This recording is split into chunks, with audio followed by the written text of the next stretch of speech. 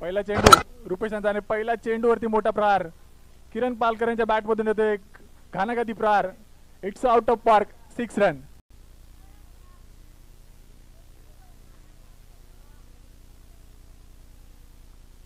Rupesh short pitch चेंडू, आकुट टप्प्याचा चेंडू आणि आडव्या बॅटने त्याचा खरपूस समाज घेतलाय. चेंडू जातोय सीमारेषेच्या बाहेर. दन दन दन करत षटकार. मोठं नाव. आता मात्र कव्हरच्या डोक्यावरून मारलाय. येतोय गगनचुंबी षटकार. पुन्हा एकदा गुंजन टू किरण पालकर.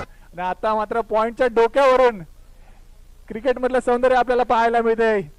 येतोय गगनचुंबी षटकार. दोन्ही बाजू